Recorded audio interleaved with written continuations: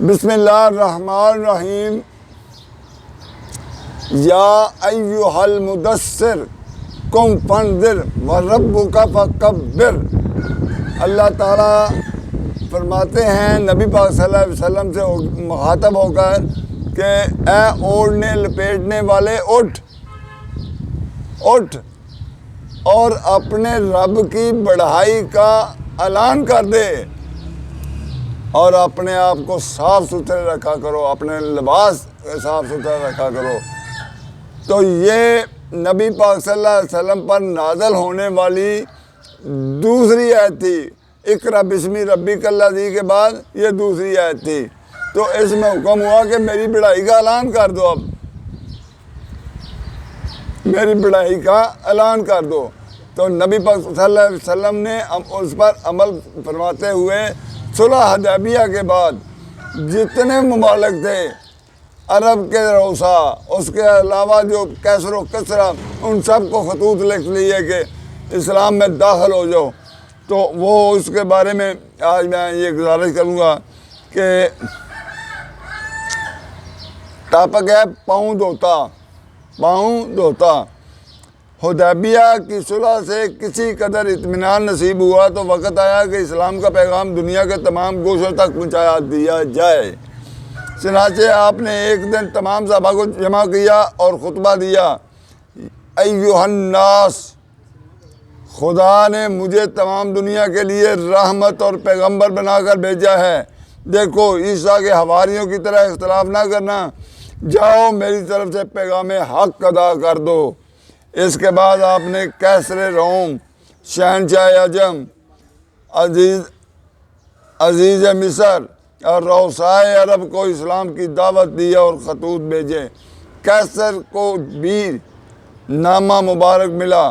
کیسر نے حکم دیا کہ عرب کا کوئی رہنے والا شخص مل جائے تو اسے میرے دربار میں حاضر کرو، میں اس سے کچھ پوچھنا اور معلوم کرنا چاہتا ہوں۔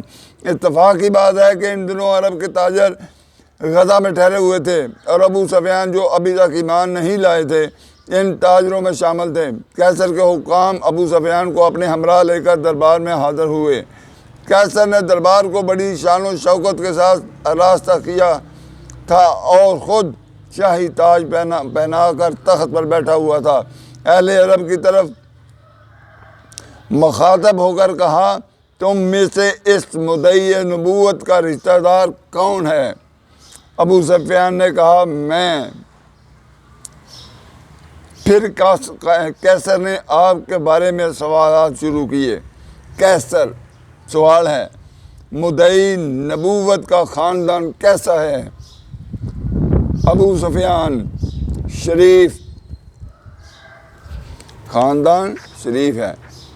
کیسر، اس خاندان میں سے کسی اور نے بھی نبوت کا دعویٰ کیا تھا؟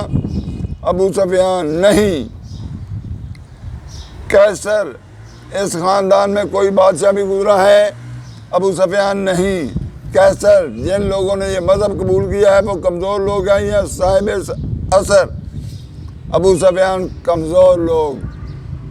کیسر، اس کے پیرو بڑے ہیں یا گھٹتے جا رہے ہیں؟ ابو سفیان، بڑھتے جا رہے ہیں۔ کیسر، کبھی تم لوگوں کو اس کی نسبت جھوٹ کا بھی تجربہ ہوا ہے؟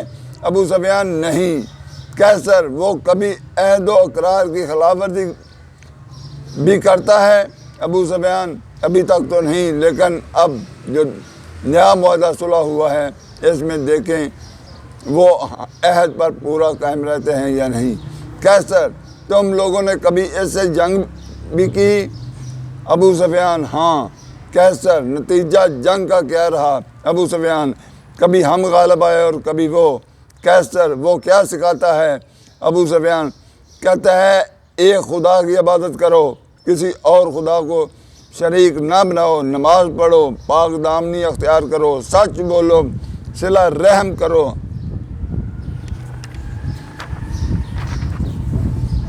یہاں یہ بات قابل ذکر ہے کہ کیسر کے دربار میں ابو سفیان کی زبان سے یہ در حقیقت محمد عربی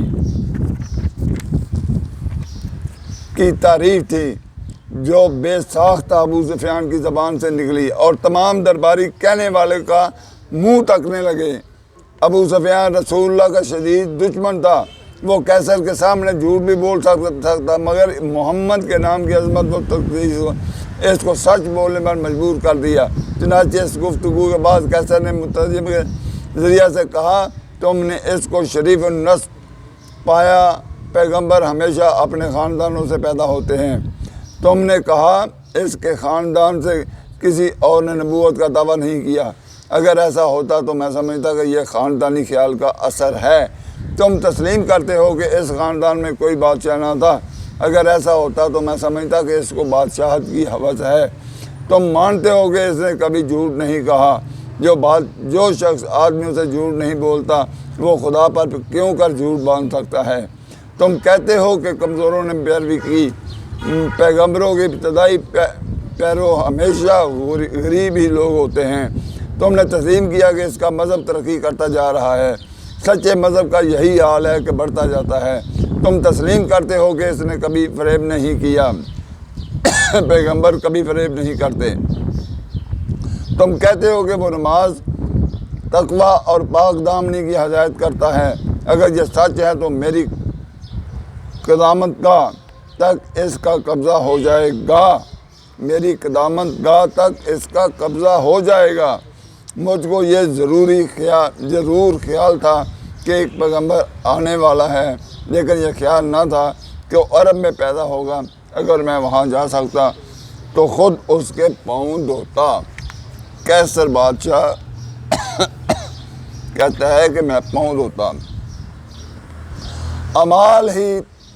اعمال ہی تقدیر۔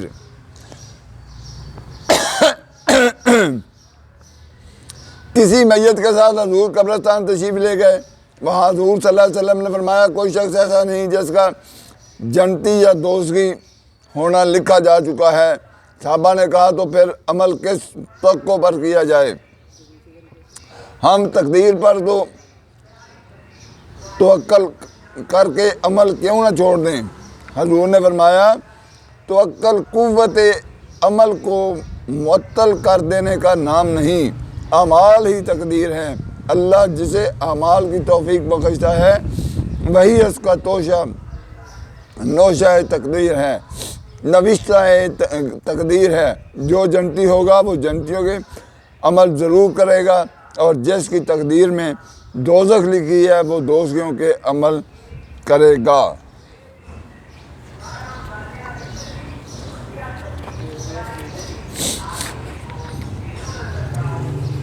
جمال۔ ایک بار رسول اللہ صلی اللہ علیہ وسلم نے فرمایا کہ جس شخص کے دل میں ذرا بر بھی غرور ہوگا وہ جنت میں داخل نہ ہوگا۔ اس پر ایک شخص نے کہا، مجھے اچھا کپڑا اور اچھا جوتا بہت پسند ہے، مطلب یہ ہے کہ تو غرور میں داخل نہیں۔ ارشاد ہوا، خدا تو خود بھی جمال کو پسند کرتا ہے۔ غرور یہ ہے کہ حق کا انکار کیا جائے اور لوگوں کو تحقیر کی جائے۔ اللہ جمیل یحب الجمال، اللہ تعالیٰ خوبصورت ہے اور خوبصورت لوگوں کو پسند کرتا ہے۔ اسلام میں صاف ستھرا رہنے کا جو حکم ہے، طہارت اور پاکیزگی کے علاوہ اس کا ایک ہی مقصد یہ مسلمان دوسروں کی نظروں سے نہ گرنے پائے، کیونکہ گندے آدمی سے ہر ایک کو نفرت ہوتی ہے۔ ایک بار آپ نے ایک شخص کو دیکھا کہ جس کے سر کے بال الجھے ہوئے تھے، تو فرمایا، کیا اس کے پاس ہموار کرنے کا سامان نہ تھا؟